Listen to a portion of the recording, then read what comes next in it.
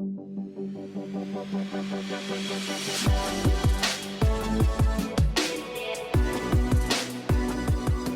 everyone, and welcome to our next episode of Six Figure Certified Coach. I have a really special guest here with me. I'm so excited to introduce you guys to her. Her name is Maeve Ronan. Hey, Maeve. Hello. Thank you for having me. Yeah, of course. So Maeve has a really long resume. I'm just going to give you guys some highlights. She is an author, a youth mental health speaker. She has written 3 books, which I have right here, and we're going to talk about.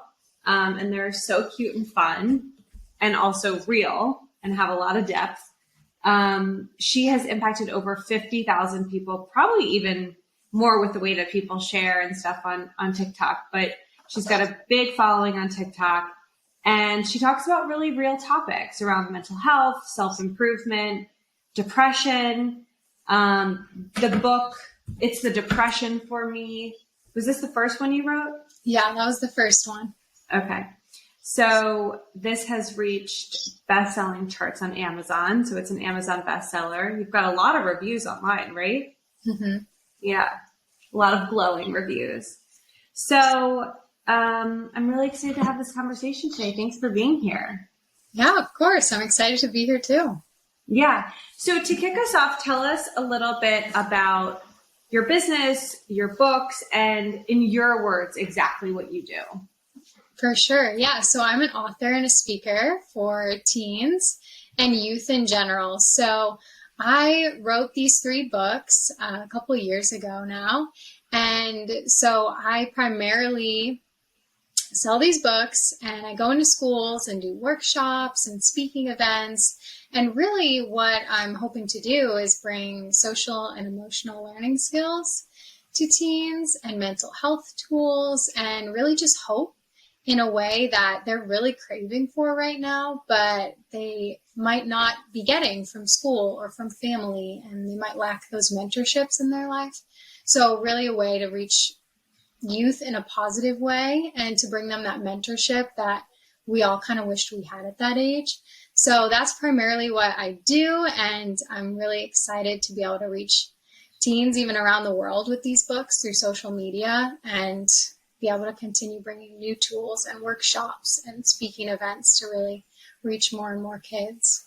Yeah, I love that. We talked about this the first time we chatted on the phone, but one of IGC's valued propositions is to create the thing you wish existed in the world. And from what I've learned from you and about you so far, it seems to me that these books and all of the initiatives that have come out of it, your platform online, etc., that's something that you really wished existed when you were younger.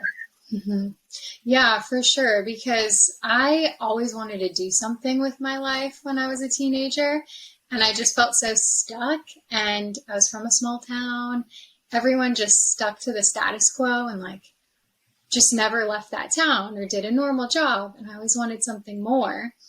And then it took me until I was in my 20s to really learn about these self-improvement tools and leadership skills and entrepreneurship. And I was like, why didn't anyone teach me this when I was a teenager? I was kind of frustrated by it. I'm like, yeah, this is great. This is what I've been wanting, but I wish I had this 5 years ago, 6, 7 years ago.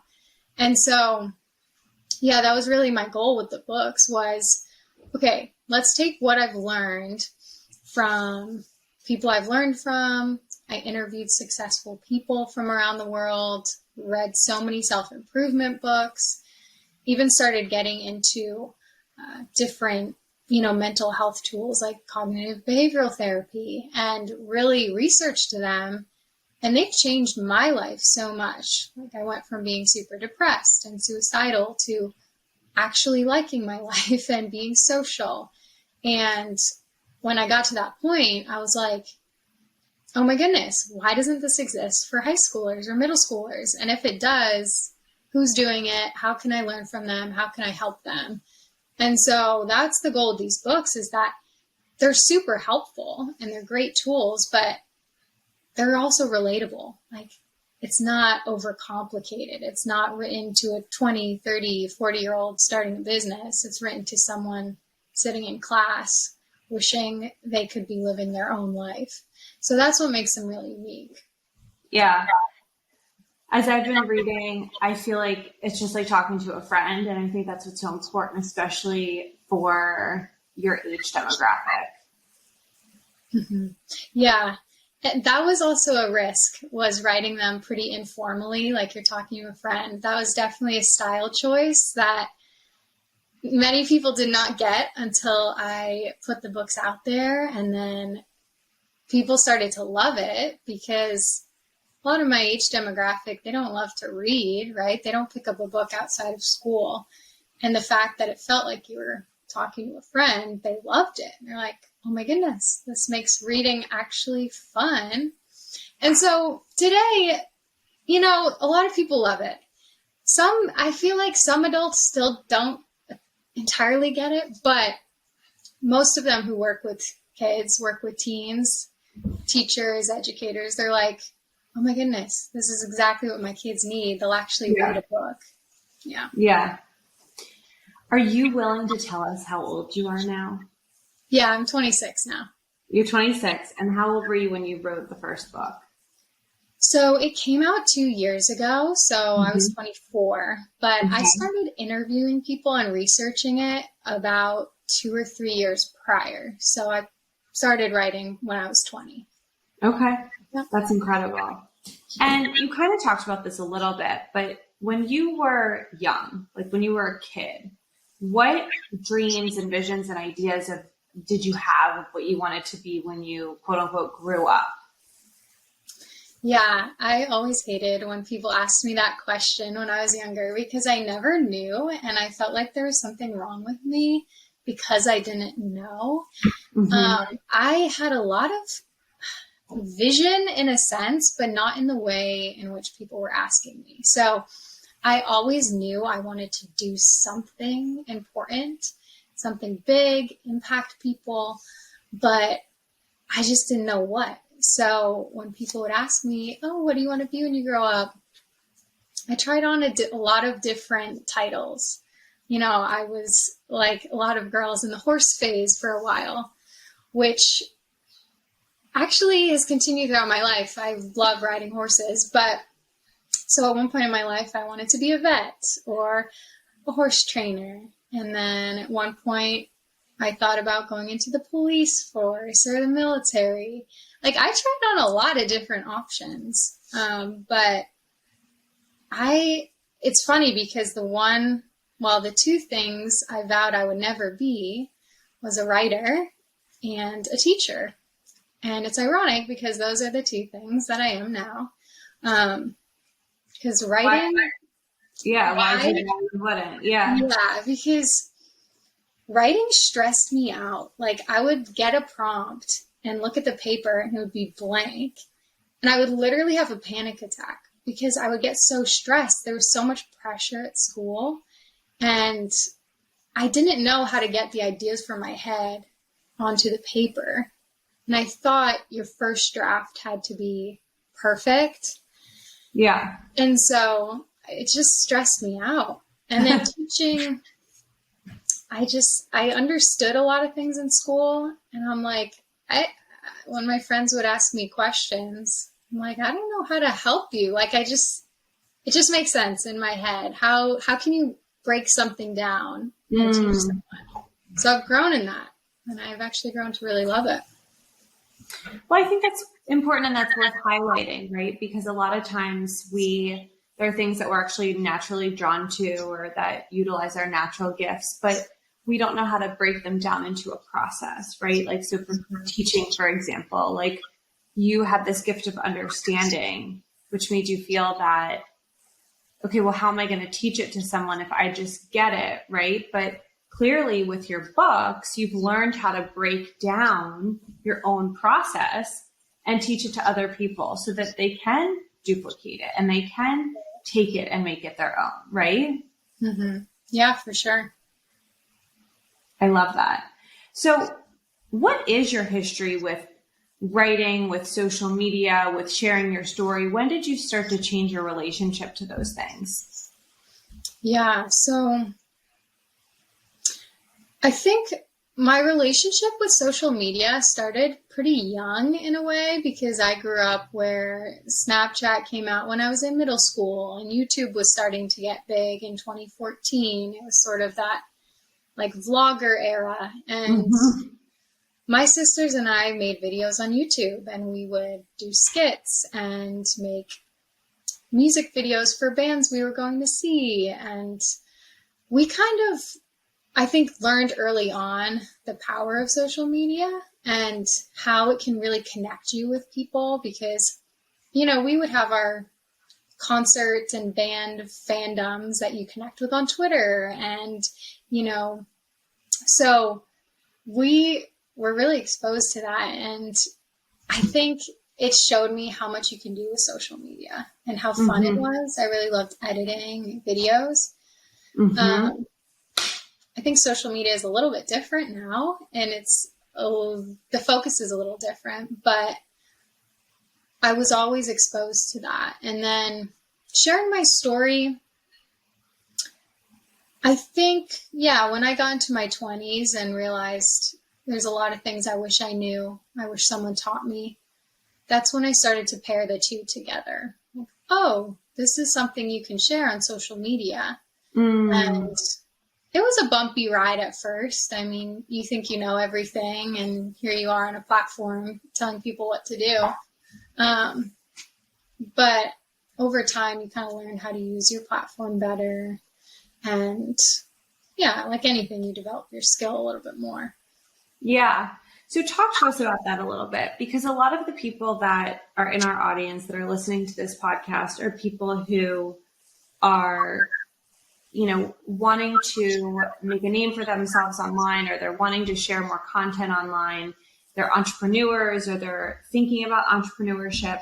And one of the big fears that people have is around social media, right? It's around visibility and being seen. And as you and I both know through our own experiences, being seen, you know, when you've dealt with mental health challenges, you want to be seen, but then sometimes you don't want to be seen, right? It can be with this real internal battle. So could you share for us, you know, when someone's starting out on a new platform, or they're launching a new business and they want to bring it to Instagram or TikTok or any social media platform, what are some of the things that you could share that might encourage someone who's feeling a little discouraged?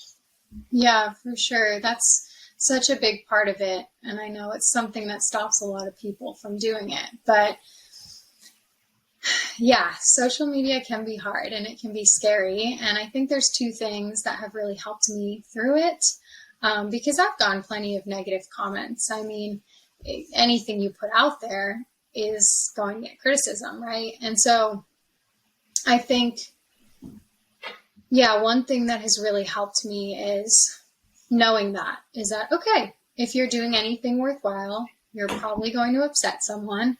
And that doesn't mean what you're doing is wrong. It just means, okay, maybe there is a little issue with it that you need to fix, which is just a part of the journey, right? It's just a process where you're learning. And you're learning publicly too, which is so hard because you're not developing a full product and putting it out. You're putting a product out, you're growing, you're learning, you're revising it and going back to it. And all the while, people are watching you on social media, even if it's only your family right now. But that's hard, and you're going to make mistakes, and that's okay. So I think I've learned to trust the process, not take yourself too seriously, and just continue growing and improving. And then also what's been helpful is not attaching your value and your worth to the work you put out online, because if everything you do comes back to your value and your purpose, it's like you're going to feel really bad about yourself if someone's attacking you online. But if you can say hey, I'm so valuable as a person, as a human, like whether or not I'm doing this, I still have worth. I'm still loved.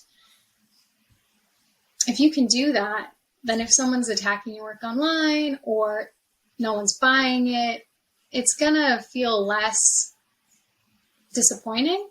Yeah. Because it's your work. It's not who you are necessarily. So that's been super helpful. Yeah. So some separation of our identity, right? Like we are not our work. Our work is something that comes through us, right? And we birth it out into the world. But people are going to have their own reactions and their own interpretations. And especially when you're getting this deep with the content and the topics that you're talking about, people are going to have their own response to it. And so I agree with you, like saying like, this isn't personal. It's their own reaction, and understanding that, you know, sometimes when we talk about big topics, hot topics, you know, topics that not everybody's willing to talk about, that can trigger people. Mm-hmm. And sometimes that's what they need to really dive in and start to focus on that part of their life. But sometimes we end up being kind of the activator for them. And there can be a lot of different reactions to that. Right. Yeah. You can't take it personally. I mean, you got to seek out advice and wisdom from the people you trust and your mentors, of course, to improve. But someone commenting online is just, it's not something you have to listen to. And what about, you know, I've gone through your TikTok and like, I can see the, you know, your progression and your development, right? So we get better at these things the more that we do them. So for someone completely, you know, starting fresh, maybe their fear isn't that they're going to get hate online. Maybe their fear is, I don't understand how to use the platform, or like my videos aren't going to look as good as her videos, or I don't know how to do all the fonts and the colors. And what about that part? Like, what about, you know, the logistics of it? Do you feel that you've gotten better? What would you say to someone who's wants to start this, but is afraid of, I guess, the technology? Yeah, that's a real thing too. Yeah. I mean, the great thing about social media and the internet today is that authenticity is so celebrated and the realness behind it is celebrated. So even though you might see these curated feeds, I think even a platform like TikTok, that's not necessarily celebrated. It's more of the content and the material. So you don't have to have all that fancy stuff. You can just have really good content, and even just showing up as you every day is, people love that, because when I started my videos, I didn't have, even now, my TikTok feed isn't that manicured. I mean, it's just real. And, you know, there's audiences out there that love that. And I think too, I mean, there's people who are so well established in their industry now that are they were kind of already established before social media. And some of them don't have super solid social media pages either. And they still build clients and they still make those connections. So, I mean, social media is a tool, but it doesn't have to be your main, like, creative outlet necessarily. But it can just be a way to connect with people. Yeah. And so you mentioned, like, you know, you have to have good content, right? That's the draw. It doesn't have to be perfect. It doesn't have to be perfectly manicured. Not everything needs to be edited or whatever, but it has to be good content. How do you define good content? Right. I think that is different for everyone. So for me, when I'm working with youth, you know, my content is going to be one key takeaway, even something like believe in yourself. You know, it sounds cliche, but it's something these kids might have never heard before, or no one might have ever told them that, like, their life is worth living when things change. So you have to know your audience, right? If it's, you're talking to working professionals, if you're talking to a specific industry, it's got to be much more complex, well, not complex, but at least involved and at the level they're looking for. But I think with anything, good content just means a good takeaway. You need to have an actionable step for them. whoever's reading it or watching it to really act on. So, and wherever you are in your journey, I mean, I know a lot of people listening are coaches. Even if you're just starting, just share what worked for you. I mean, you don't have to reinvent the wheel or, make some crazy new invention. Just say what worked for you. And if it's a tool that you learned from someone else, just credit them and share these ideas. And I don't know, I think we get caught up a little bit in needing to create something super unique, but sometimes we just need to share what worked for us, and people out there just like your unique voice, and that's all you need. Yeah. And I think people like simple, they like bite size, they like something that they can easily digest, right? Obviously on TikTok, you're not looking for a dissertation. Definitely not. One thing I love so much about you and your work is how raw you are willing to be. Has it always been that way when you started sharing your story? Were you like, okay, I'm just going to share it all? Or have you gotten more raw, real, and vulnerable through time? It's definitely developed over time. I think it's being raw and vulnerable is scary in the first, even just in general. And then online is a whole nother thing because anyone can see it. And so I was super reserved as a kid. I was super shy. So I was certainly not telling everyone my life story. And, when I was struggling as a teen, most kids in my class didn't even really know. And that's something I speak on when I do public speaking. It's just kind of putting on this mask and acting like everything is perfect when in reality there's things happening. But, you kind of have to learn how to pick which stories you want to share. And I think I got caught up in the pressure for a while of being completely authentic, completely genuine, being open, sharing everything. And I've grown to learn that, you got to pick the stories that share the message that you want to communicate with your audience. You don't need to tell them your entire life, every single thing, but whatever is related to what you're teaching. And so that is a skill that I've learned to develop, and I'm still developing, and it just takes time. And I think whatever you're speaking on, for me, a lot of this is mental health related. And so it can be hard to talk about when it's very deep and painful. But, the further along you're healed in your journey, the further away from whatever you're talking about that happened, the easier it is to talk about and share, because you're more separated from it and you can enter back into it without it being super emotional. Yeah. So that's also been a muscle I've had to grow. I love that. I think that's really important. I've heard people say, speak from a scar, not a scab. And that's been really important in my journey too. And we talk a lot on this podcast about, when you're building a business that's connected to you and your story, like you said in the very beginning, it can start to feel very personal, right?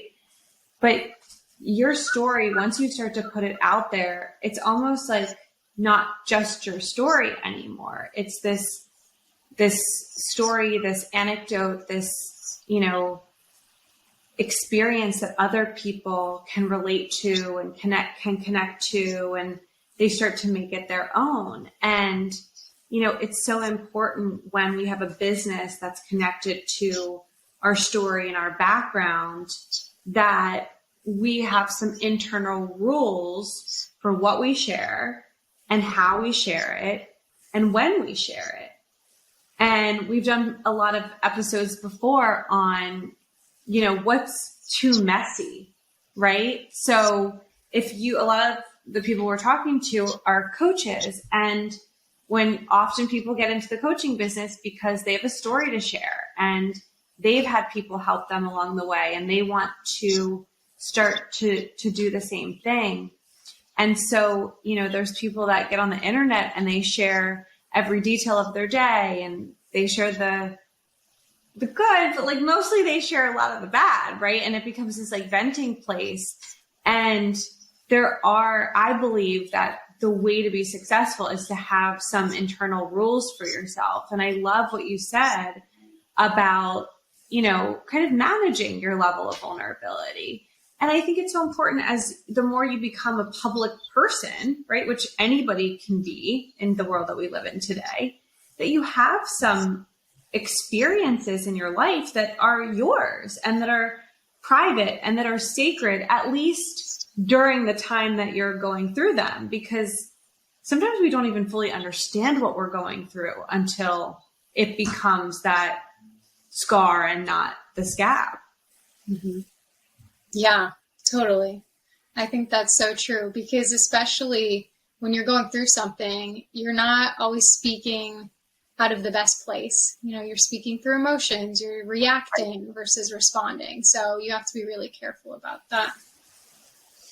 But what I'll also add is that, and this happened to me, I talk about this a lot in my book, but I launched my company, IGC, and then exactly 100 days after opening the doors of the business, I've got a phone call that my youngest brother had passed away. And I was really, quite frozen and traumatized and like numb in that exact moment. But I also had this business that I had started and was serving like 50 people right away. And I had, like 15 women working for me. And I had to figure out a way. Thank God I had surrounded myself with such a big support system.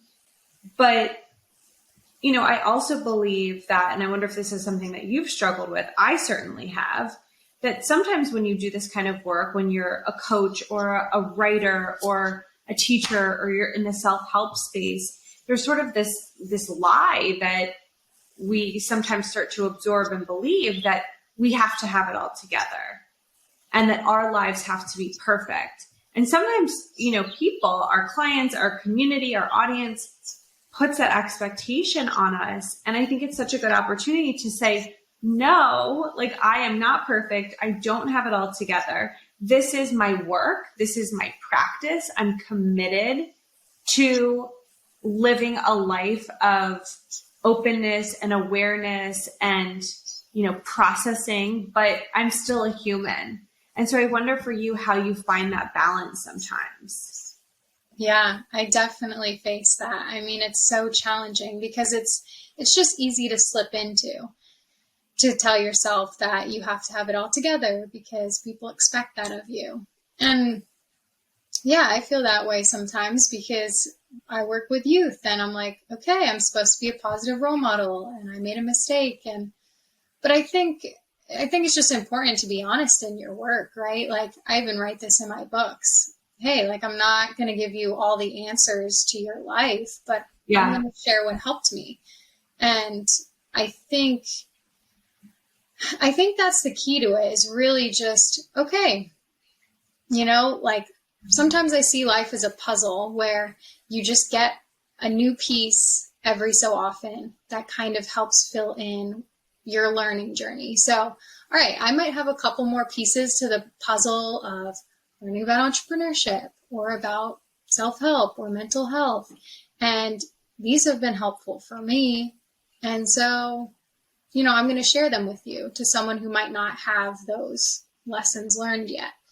But yeah, it by no means that we have to have it all together. So I've pretty much rejected that mentality because I definitely had that at the beginning of my writing career. And it just started like eating away at me. I mean, every time I would post a video, every time I would do a podcast, every time I would get interviewed, I would get so stressed because I'm like, this is going to live on the internet forever. What if I say something that's not good? What if someone sees through me? What if someone knows that, I'm struggling in this area?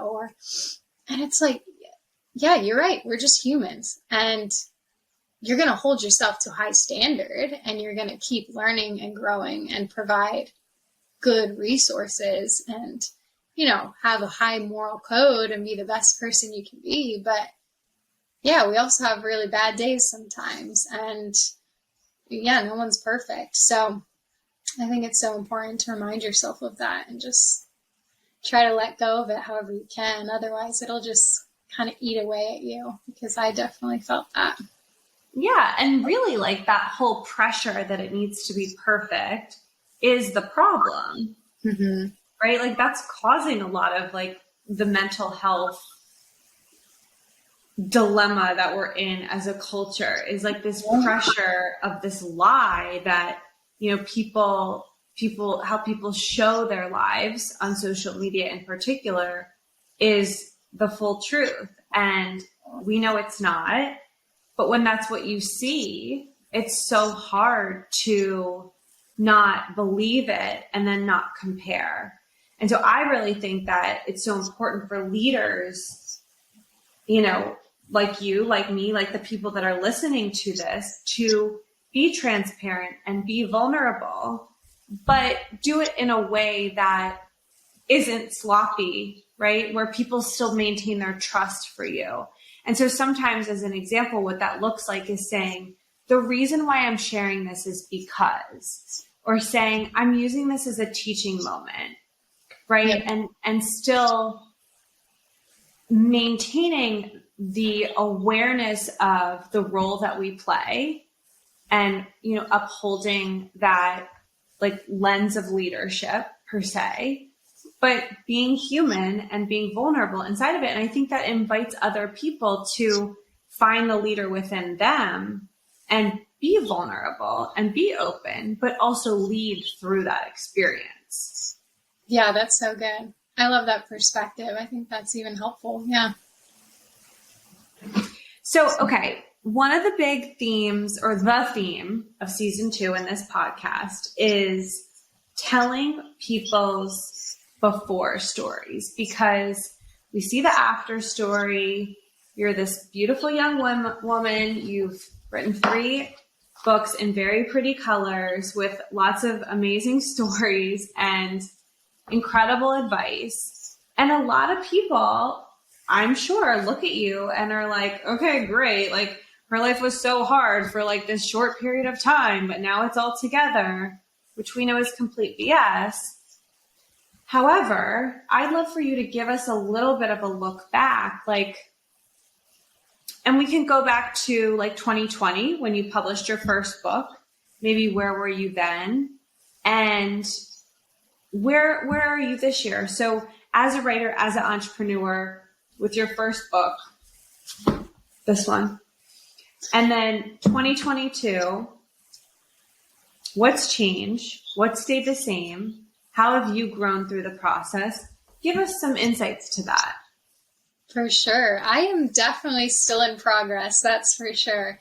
I have not arrived anywhere, but man, in 2020, I had just quit my job in Massachusetts, where I'm from, and moved to Texas, Fort Worth, Texas, for just to go explore. I just wanted to go down there for the summer and see what it was like down there. And man, that is when I got this drive to really get my book out. So I had been interviewing people, working on it, but that's when, you know, COVID hit, and I was posting videos on TikTok, and the kids, you know, watching my live streams, and we're just like, oh my goodness, your videos are so helpful. I'm struggling so much.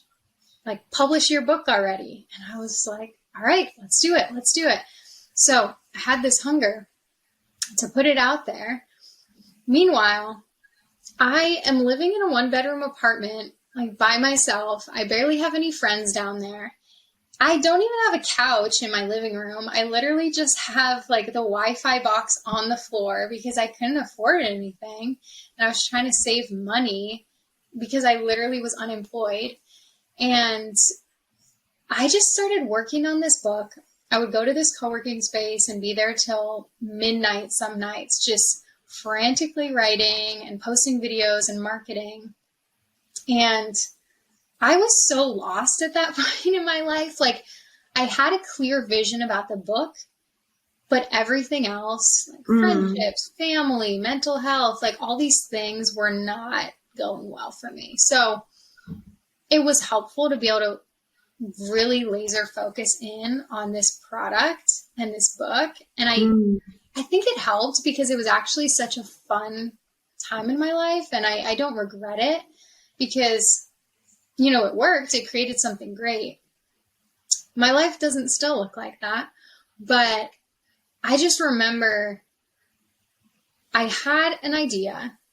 I wanted to publish this book. I thought it could help someone out there. But I had no publisher, no investors.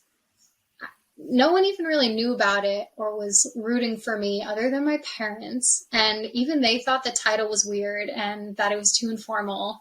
And I just published it because I put a teaser out on TikTok of the first chapter and people loved it. Like 500 people signed up to get it and loved it. And I was like, all right, maybe we should just do this. And so I literally went from not even knowing if anyone would read this to publishing it, and then like hundreds of orders coming through. And it was super exciting, but also I had no help. I had no team.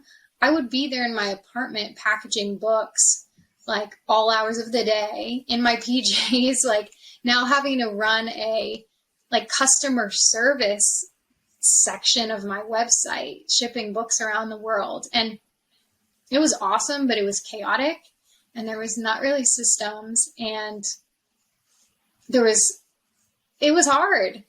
And I think it's great to grow and it seems really glamorous to go viral and it's awesome. And I'm so grateful for it. But also if you don't have the back end, like stuff figured out, it's going to be incredibly difficult to keep up. And so since then, since 2020, I definitely have more stability in my life and I'm building more systems in my business and more long-term plans, which has felt so good this past year. So looking more at, you know, how am I getting into schools? How am I getting into nonprofits and public speaking? And, you know, what do I need to set up to have bookkeeping really well in my business or have new products coming out? So I think, yeah, the biggest thing that's changed definitely is learning how to not just get caught up in the, oh my goodness, I want to be an entrepreneur. I have a product. Let's do this. And that passion and fire is so good. And it's good to do that. But then having the actual structure behind it to let it actually flourish and live and stand like the test of time. Well, sometimes as entrepreneurs, we make plans, like we make really extensive plans. Right? Some people like get addicted to planning and like all they do is plan and they never take action, but like they've got this crazy business plan or, you know, it's something I see a lot where people have the best of intentions, but they struggle with the execution. And then there's the other side of entrepreneurship where you just start to like throw some spaghetti at the wall, see what sticks, and you just start trying things and experimenting. And it might not be perfect timing and you might not be ready, but eventually you figure out the systems that's needed. Eventually you stop, you know, doing it in your living room and you find a company that can help with the shipping process or, you know, eventually you start to work out the kinks. But I do think inevitably at one point or another, or often many points in an entrepreneur's life, there are going to be times of chaos. Hopefully it's like organized chaos or controlled chaos or, you know, but there are times where you're like, I don't really know what's happening right now. I'm just trying to keep up and trying to stay afloat. And, you know, I also think that especially as women, like when we have a lot going on in our lives, a lot of the students that we work with, they have a day job, then they're doing a side hustle, then they're working on a book, then they're, you know, a parent and they've got children, they have a partner, they have aging parents. Like, so their life has a lot of demands. And oftentimes we just follow our heart, we follow our gut, and it does look kind of messy for a period of time. But I think what you and I would both agree on is like, you can't live there forever. Eventually you have to start to build out some systems to make this work for you a little bit better. And what I'm hearing you say is that you've gone back and now you're making the plans, and now you're really figuring out, okay, how am I really going to support myself in terms of financially, in terms of my energy, in terms of my bandwidth? Like, what is this really going to look like for me? Yeah. And so I love that. And the other thing I heard you sort of allude to was that social media for you became something that actually held you accountable.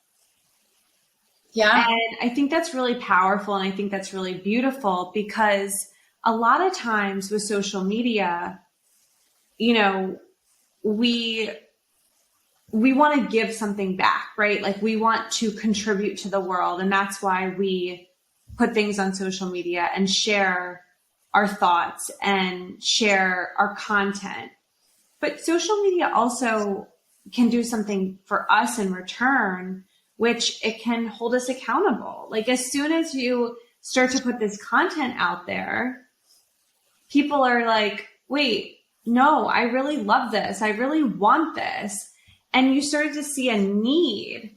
And I believe that the best businesses, the best books are created for a need. People talk so much, at least in the coaching industry, about niching. Like, what's my niche? Who am I going to serve? Who exactly am I talking to? And you kind of started talking, just sharing about the things that were important to you. The people started to come and gravitate and find you and obviously share your work. And then you were like, wait, I have all these people that, you know, want what I'm offering. Now I can't disappear. Now I have to follow through. And it really, in my opinion, held you accountable to getting your book fully out there and fully birthed into the world.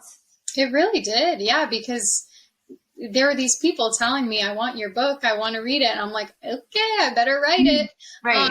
So I totally agree. And I think, yeah, one of my favorite ways to really know your niche and to know your target audience is to just, put content out there and ask them what they want. I mean, I just love getting in there and figuring it out, and versus trying to come up with a plan in my head. I feel like I never make any progress. So I definitely wouldn't do anything differently. I think that chaos is sort of part of the entrepreneurial journey, and just learning to be creative and adapting and making things better as you go, because I wouldn't have had it all figured out. I would have had a plan and this perfect little book, and then maybe no one would have liked it. So it's just all a part of the journey. And it's never linear. I think it always kind of has these turns you don't expect, but it works out. Yeah. And I think that, I would encourage people to look at their relationship with social media and with their audience and with the world and with your community. And like you were saying earlier, if you're not on social media, if you hate social media, that's fine. But look at your relationship with the people around you as a engaged relationship where you can give and you can get information and you can start to create from that place, right? Like, so much of what you're talking about and what you've created has happened through listening. Yes. And you really listen to people. You had to learn how to listen to yourself, probably after years or decades of not listening. And, now a big practice for you has been listening to the people around you, listening to the people who have raised their hands and say, I'm interested in your work, who have liked a post or followed you, or right. And and I know, people come out of the woodworks and they're like, I've been following you for years, and you've never heard from them before, right? We have these silent fans and these people that really connect to us and connect to our message. And so sometimes you don't hear a lot of feedback, but you have to take the feedback that you are getting, the likes, the comments, the messages and really listen, and also engage with your audience, engage with the people that, you know, you're serving in your life, and just listen. Like, even like when I'm out with my girlfriends, like I love to listen and just hear what people are dealing with. Like, obviously I listen to my clients, I listen to our students, I listen to people when they tell their stories on podcasts, but when you listen, you get such a better idea of what's actually going on with people. And then you can start to create solutions for those people and the world through that. Yeah. And even just listening to the one person in front of you and not thinking you need like a focus group of 100 people or a bunch of people to fill out your survey. Like, yeah, even the one in front of you that's telling you what they need. I think that's important because I was speaking to probably 10 people for a long time. I was speaking to just my mom and my sister at my first workshop, you know, like no one else showed up. And just, asking my sister, what did you think? And then the next time I did one, there was one person who showed up. And it's like, okay, not to take that personally and let it affect your ego, but it's like, okay, well, there's a person in front of me, or 5 people commented on my post, so let's love that. them. You know, they're valuable too. Yeah, and that's so important as we close out here. You know, the whole theme of this season is telling the before story. And I love that you shared that your audience was 10 people, right? And sometimes it was one person. And now it's grown to over 50,000 people following your work and subscribing, and probably like every time you post a video and they see it on their feed, they're like, oh my God, there she is again. I just love her. Right. But it didn't start out that way. And you had to have the foresight and the commitment and, you know, the dedication. And, you know, sometimes I think it's like a stubbornness a little bit. Like, we're just like, I just really want to do this, you know? And sometimes we have to have that commitment to ourselves and our dreams and our ideas, and let that, to your point, let those 10 people, let that one person be enough of a reason for us to keep showing up. Because if you hadn't continued to show up, you would have never gotten to this level of success online, right? And so I know there's a next level for you. I know that you're committed to your own growth, but to map this out for people and to have other people see, like, no, you start where you start, but you make the most of that beginning, and that's how you get to the next step, is so important. Exactly. Yeah, that's so inspiring. I love it. Well, I literally was just describing you, so you're inspiring. Okay, Maeve, as we wrap up here, what's your last piece of advice for our listeners? Yeah, I think it goes along with what you were saying, and it sounds super simple, but the most impactful thing that has been for me is really just to start where you're at, because so many of us get caught up with thinking we're not good at something, so we shouldn't do it or can't do it. And it's like, well, of course you're not good at it. You've never done it or practiced it. But if you spent time practicing it, then maybe you would get good. So, and that was one of the biggest things when I interviewed people for the book and did research, was they just said, just start where you're at, get going, work in incremental steps. I mean, that's how my books came out. I had more to write than just the first book. And I was like, I just got to get this first one out, and then I'll keep going, and just to build off of what you can do now. So I think that's definitely my big takeaway, and one that helps me every day, even when prepping for podcasts or for interviews, is like, okay, let me just start my prep. It's not going to be done yet, but I got to do the first 10 minutes to get it done. So yeah, that's what I would say. I love that. That's so important. Okay, final thing. Where can we find you? Where can we find your books? Tell us that. Yeah, so the books are pretty much on any online retailer, but Amazon would be the best place. I mean, it's the most popular place to get them. And then my website, maeveronan.com, arlenan.com, has, my email is there, my socials are there, my name. It's a good thing about a unique name. It just comes up. And, if you're looking to get them in bulk for schools or your company or anything, you can just email me because the bulk pricing is cheaper and I can set that up. And yeah, I would be happy to hear from anyone if this influenced you at all or if you have any more questions. Awesome. And did you tell us your TikTok? Yeah, TikTok is Maeve Ronan, at Maeve Ronan. Yeah. Okay, cool. Thank you so much for joining us. Thank you for imparting all of your wisdom on us. And this was so fun. Yeah, thanks for having me. Bye, guys.